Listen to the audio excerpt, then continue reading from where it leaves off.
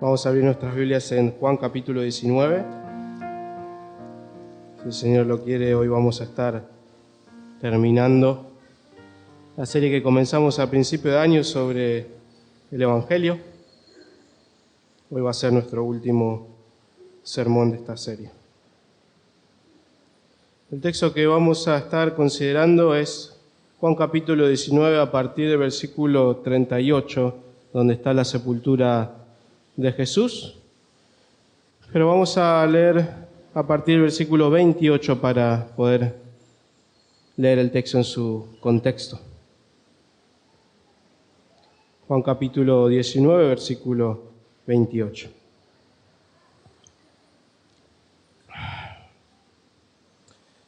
Dice el apóstol Juan: después de esto, sabiendo Jesús que todo ya se había consumado para que se cumpliera la Escritura, dijo: tengo sed. Había allí una vasija llena de vinagre. Colocaron pues una esponja empapada del vinagre en una rama de hisopo y se la acercaron a la boca. Entonces Jesús, cuando hubo tomado el vinagre, dijo: consumado es. E inclinando la cabeza, entregó el Espíritu.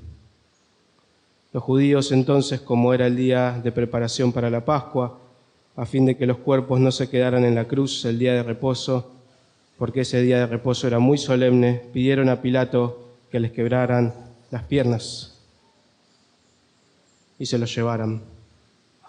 Fueron pues los soldados y quebraron las piernas del primero y también las del otro que había sido crucificado con Jesús.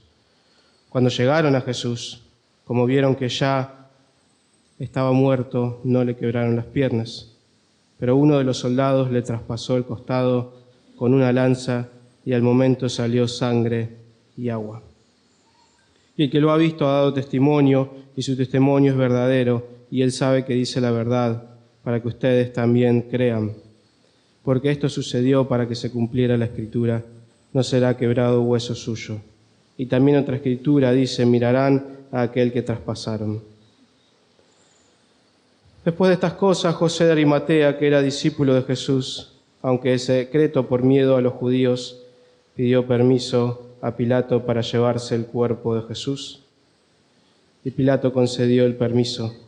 Entonces José vino y se llevó el cuerpo de Jesús. Y Nicodemo, el que antes había venido a Jesús de noche, vino también, trayendo una mezcla de mirra y áloe como de 33 kilos. Entonces tomaron el cuerpo de Jesús y lo envolvieron en telas de lino con las especies aromáticas, como es costumbre sepultar entre los judíos.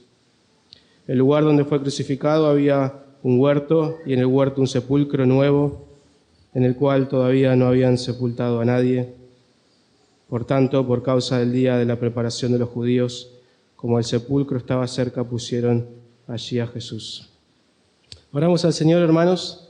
Si algún hermano podría apagarme este ventilador, se lo agradecería, para que no se me vuelen las hojas. Oramos a Dios. Padre bueno, gracias por tu Evangelio, gracias por la cruz, gracias por Cristo. Gracias, Señor, por poder hoy una vez más mirar a la cruz, mirar a Jesús, encontrar la vida. Señor, si hay algo que podríamos pedirte en esta hora, es que abras nuestros ojos para que podamos ver más la gloria, la hermosura, la dignidad de tu Hijo, y para que podamos entender mejor la cruz. Te pido que me ayudes y me des gracia, a pesar de que no me siento bien, para poder predicar tu palabra con fidelidad.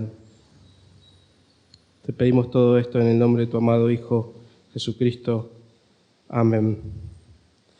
La pregunta que vamos a responder en esta mañana es: ¿qué encontramos en la cruz?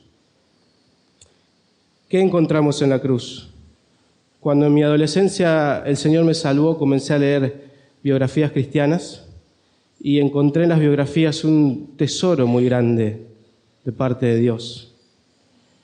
Las biografías cristianas suelen ser muy enriquecedoras porque toman ciertas verdades de la palabra de Dios y las impregnan en nuestra vida por medio de historias de personas. Podemos aprender en la Biblia, por ejemplo, cómo ser un buen cristiano, cómo ser un buen creyente. Podemos leer una biografía de un buen creyente y esas verdades que vemos en la teoría, las vemos en la práctica y golpean nuestra vida. El texto que acabamos de leer, hermanos, es un texto donde llamativamente no vemos a personas hablar o enseñar.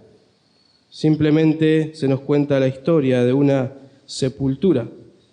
Sin embargo, con tan solo mirar a José y a Nicodemo en la historia, tenemos muchísimo por aprender.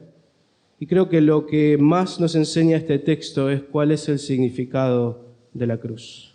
¿Cuál es el significado de la cruz? Jesús está muerto, como leímos en los versículos anteriores, y aparecen dos hombres, José, Nicodemo, se ponen al hombro la sepultura de Jesús, organizan todo lo necesario, y en estos pocos versículos encontramos a dos hombres que ven la cruz y que entienden la cruz, y que nos ayudan a nosotros a entender más la cruz.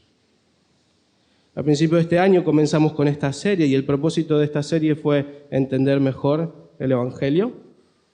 Y vamos a darle fin mirando de vuelta a la cruz por medio de estas historias para entender mejor el Evangelio. Y la pregunta es, una vez más, ¿qué encontramos en la cruz? Y la respuesta es que en la cruz encontramos, en primer lugar, la vida y en segundo lugar, un llamado a la más profunda devoción. La vida y un llamado a la devoción. Entonces, en primer lugar, en la cruz encontramos la vida. Uno de los protagonistas, dijimos que hay dos protagonistas, pero quizás el principal es Nicodemo. No hay dudas que Juan quiere que pensemos en Nicodemo. Esta es la tercera vez que Nicodemo aparece en el Evangelio de Juan. Y fíjense lo que dice el versículo 39. Y Nicodemo, el que había antes venido a Jesús de noche, vino también trayendo una mezcla de mirra y áloe como de 33 kilos. Como decíamos recién, Nicodemo no es una persona más en el Evangelio de Juan.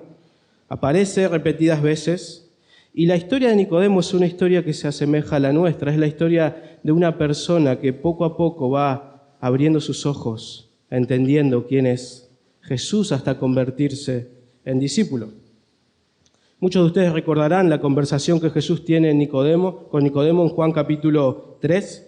Es una historia bastante conocida donde nos encontramos con Nicodemo encontrando a Jesús a escondidas en la noche. Imaginemos a un hombre con mucho poder. Imaginemos a otro hombre con mucha reputación. Imaginemos a otro hombre con mucho conocimiento de la Biblia. Nicodemo, hermanos, es todo eso junto en una sola persona. Y Nicodemo a escondidas se acerca a Jesús y hay algo que va gestándose, formándose. De a poco él ve, de a poco él entiende, o por lo menos hay un interés, porque Nicodemo sabe que Jesús no es alguien más. En el capítulo 7 de Juan, Nicodemo aparece de vuelta, hay personas que quieren apresar a Jesús.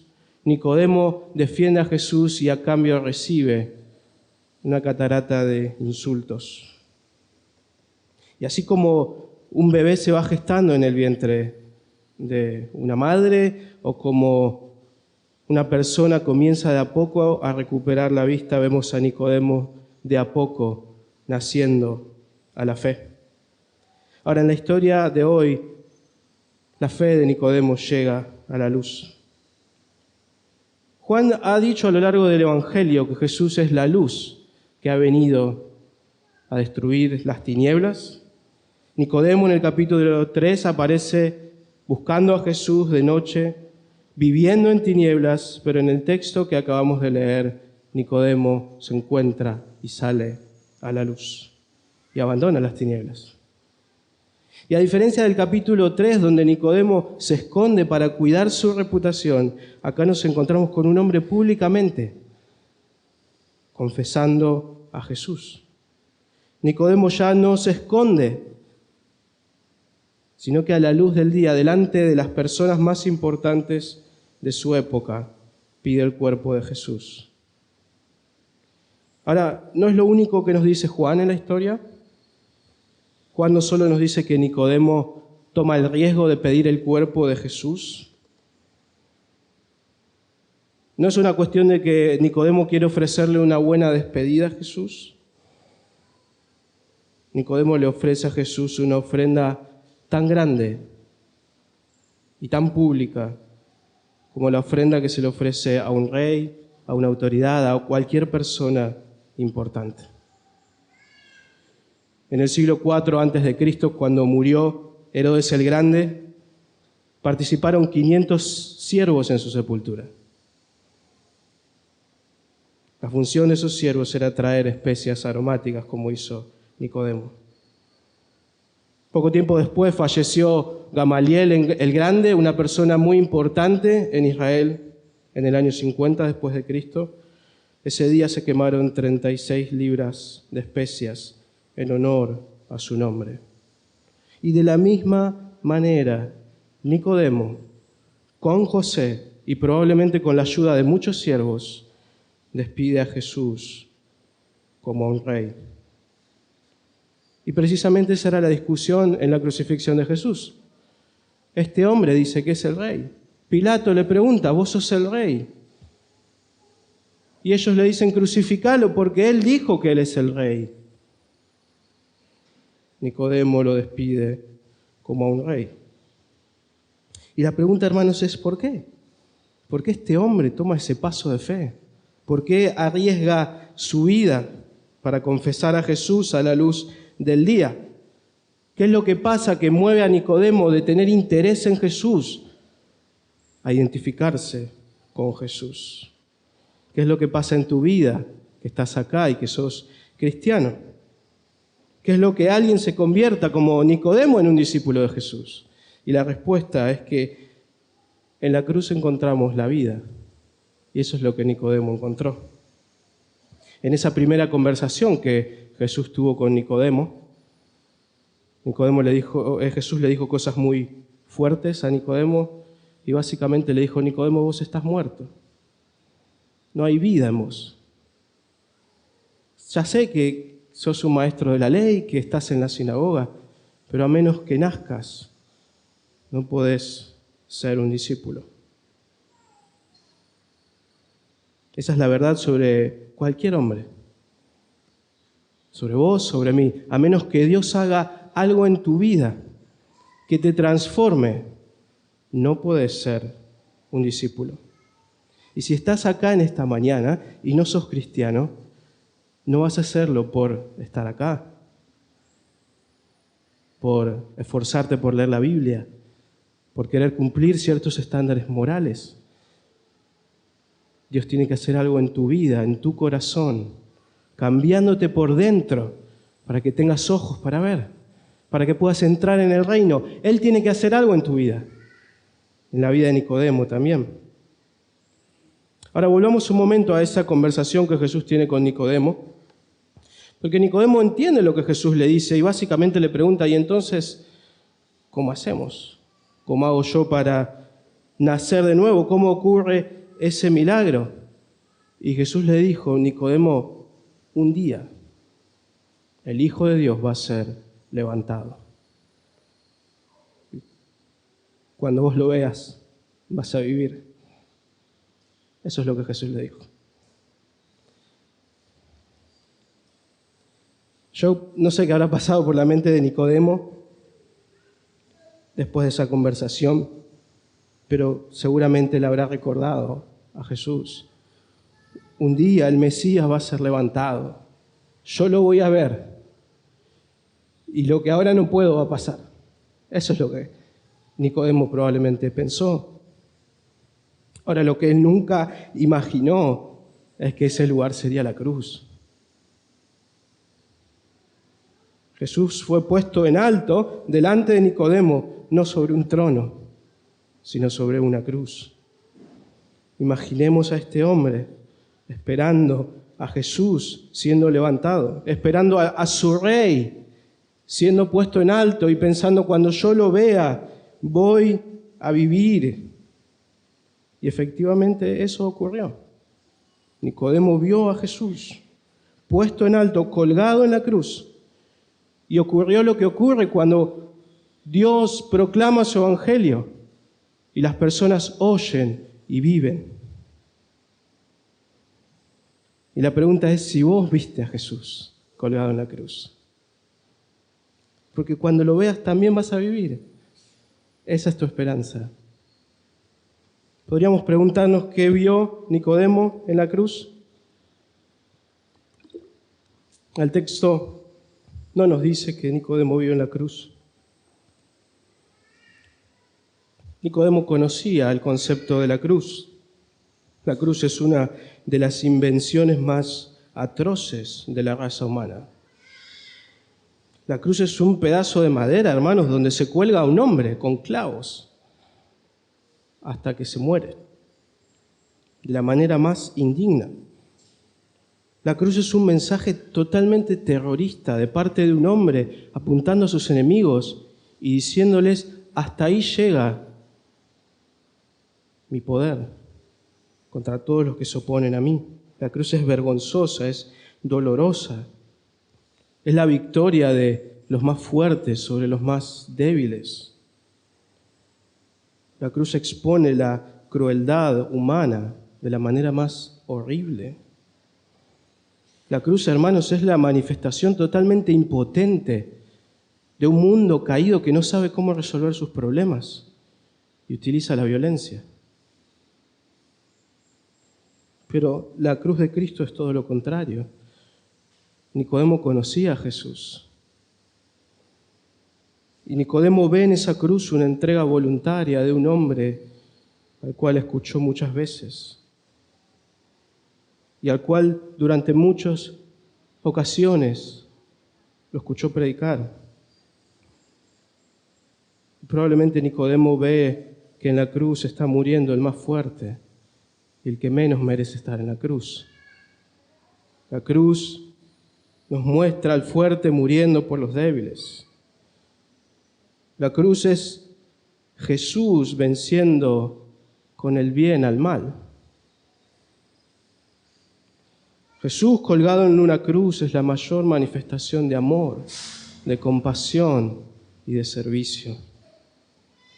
Pero eso no es lo más importante. La cruz no es solo un ejemplo de amor, porque en esa cruz Jesús pagó por nuestros pecados para que nosotros recibamos la vida.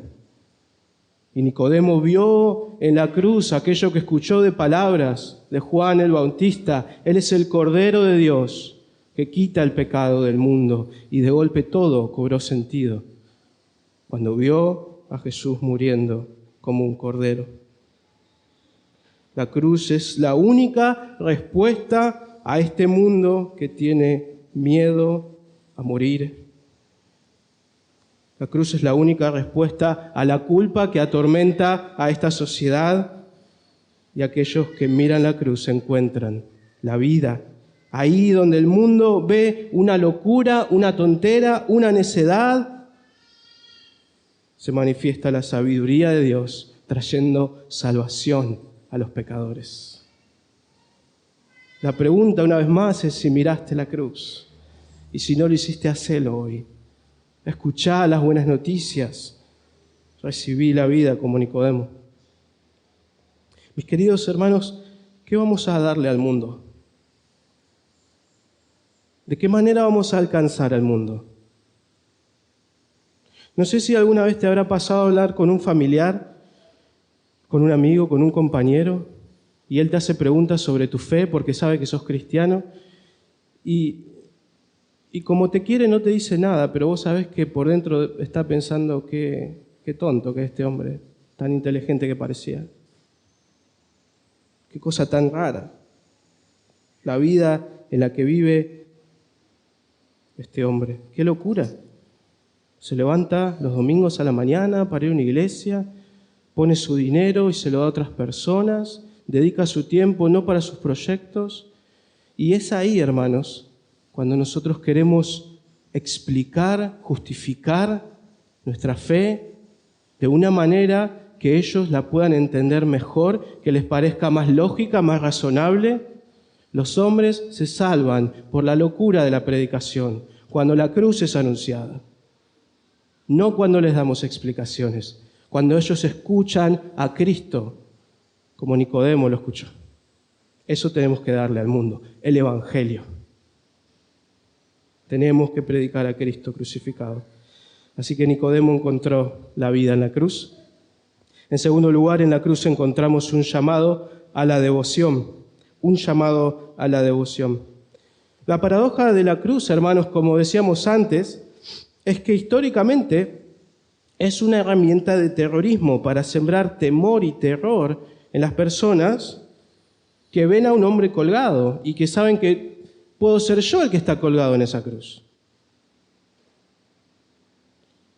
Lo paradójico de esta cruz es que aquellos que entienden ese mensaje, en vez de huir, abrazan el oprobio, el rechazo y la muerte de esa cruz y entregan sus vidas por amor a Jesús. Esa es la historia de Nicodemo, esa es la historia de José. Fíjense lo que dice sobre José el texto en el versículo 38. Después de estas cosas, José de Arimatea, que era discípulo de Jesús, aunque en secreto por miedo a los judíos, pidió permiso a Pilato para llevarse el cuerpo de Jesús. Y Pilato concedió el permiso, entonces José vino y se llevó el cuerpo de Jesús. Acá encontramos en palabras de Juan y en muy pocas palabras una explicación de qué significa la devoción cristiana. Sabemos por el relato de los otros evangelios que José de Arimatea era una persona muy rica, tenía mucho poder económico, pertenecía al concilio, pertenecía a la élite religiosa de su época, un hombre con una reputación envidiable por muchos. Muchas veces, hermanos, hablamos sobre el miedo al qué dirán cuando decimos que somos cristianos, que vamos a la iglesia. Y la mayoría de nosotros no tenemos muchos títulos, ¿no? No somos personas de renombre, pero imaginen a este hombre que sí los tiene. Imagínate a Pablo Hapkin, a Mauricio Macri, a Jorge Bergoglio, un día diciendo, soy cristiano. Y en un segundo perdiendo toda su reputación delante de los hombres. Creo que eso es lo que vemos en José. Su fama, su poder, su reputación, en gran medida, ese viernes a la noche se termina. José va a buscar a Jesús delante de Pilato, una persona con sumo renombre. Lo que José hace probablemente va a llegar a oídos del concilio, su entrada en la sinagoga va a quedar cancelada y sus vecinos de Arimatea van a murmurar. ¿Se imaginan, no? A los vecinos de Arimatea pensando en Jesús, en José, y diciendo, este hombre tan honorable que parecía, tan correcto, con tanta reputación, terminó siendo un seguidor del otro, que es carpintero de Nazaret. Ese José que estaba tan bien parado no tuvo la mejor idea que asociarse con ese tipo que muere como un criminal. Pero José va, a José no le importa. José va, entrega sus riquezas para despedir a Jesús. Y Juan nos dice que antes él lo hacía en secreto, pero ahora todos lo ven. ¿Por qué perderlo todo de la noche a la mañana? Precisamente porque esa es la respuesta, la única respuesta lógica que vos y yo podemos darle a la cruz. Entregar todo lo que tenemos por amor a Jesús. José rinde su vida como una ofrenda. Él entiende que ante la maravilla de la cruz la única respuesta razonable es la devoción. ¿Qué más podríamos hacer por Jesús? ¿De qué otra manera podríamos responder delante de Jesús que nos dio la vida? ¿Hay algo menos que eso?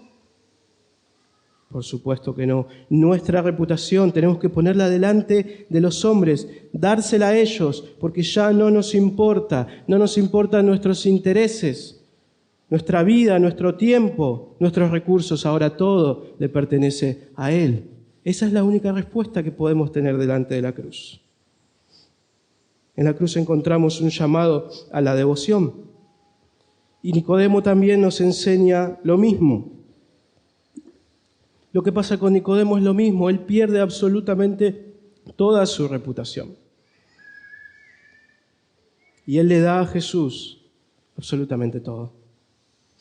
No sé si alguno de ustedes recuerda la historia de María en Juan capítulo 12, donde María, la hermana de Lázaro, rompe un perfume de hierbas delante de Jesús y Judas está ahí y Judas dice, qué exagerado, mirá lo que hizo María.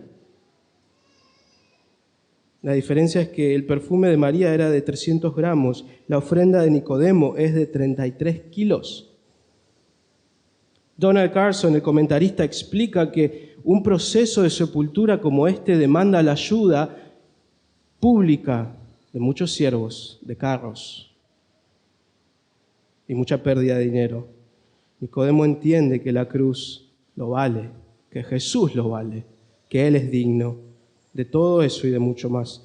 Y yo quiero invitarlos a cada uno de ustedes, hermanos, que nosotros digamos lo mismo cuando vemos la cruz. Que le demos absolutamente toda nuestra vida, nuestro tiempo, nuestros recursos, nuestros proyectos, nuestro dinero, que todo lo que tenemos lo rindamos a los pies de la cruz y que digamos que Él es digno de eso y de mucho más que eso. Es correcto que le demos absolutamente todo. Una imagen vale más que 1000 palabras, hermanos, y cuando leemos esta historia, Nicodemo no habla, José no habla, pero ninguno de nosotros tiene duda que la devoción de ellos a Jesús es completa. ¿No sería correcto que nosotros vivamos de tal manera que las personas nos vean y aunque ni siquiera nos escuchen hablar, digan, ese hombre tiene su vida rendida a Jesús? Claro que vale la pena. Ese hombre está rendido a Jesús. Ahora, no solo eso, hermanos, no solo rendir nuestra vida a Jesús, que las personas nos miren y digan, este hombre ama a Jesús.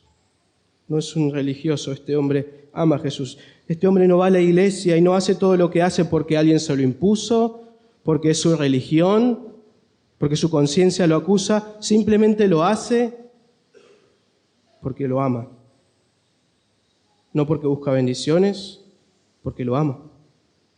¿Saben qué es lo maravilloso de la ofrenda de Nicodemo? Es que la ofrenda de Nicodemo no tiene ninguna utilidad. ¿Alguna vez le regalaste algo a una persona que querés? ¿Una rosa?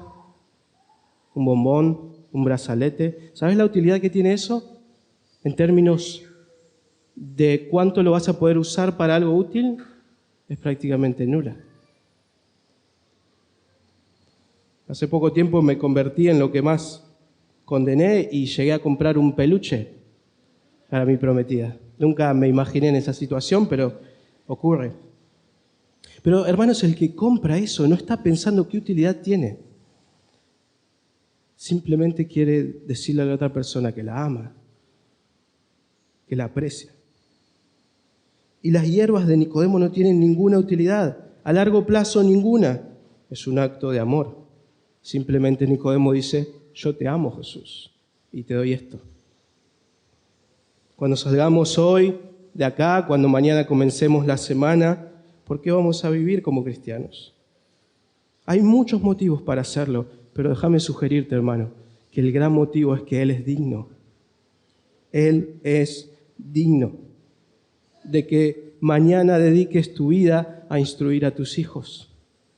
Él es digno de que trabajes con tus manos en donde Él te puso con todo tu corazón. Él es digno de que ames a tu cónyuge simplemente porque lo amás a Él. Él es digno de que te comprometas con esta iglesia, pero no pienses en por qué lo hago más que eso, porque Él es digno. Hay muchos beneficios, hay muchas razones por las cuales es correcto obedecer a Jesús. Pero el texto de hoy nos invita a que simplemente lo hagas porque Él es digno. ¿Estás luchando con algún pecado? ¿Fuiste derrotado por algún pecado? Qué bueno sería que mañana te levantes y digas, porque Él es digno, voy a luchar de nuevo. Porque Él merece que lo haga. ¿Estás sufriendo por ser cristiano? ¿Estás padeciendo por identificarse con Jesús? Cuando el mundo nos rechaza, hermanos, la pregunta que tenemos que hacernos no es si vale la pena. La pregunta que tenemos que hacernos es si Jesús es valioso, si Él es digno. Y la respuesta es sí, Él es digno.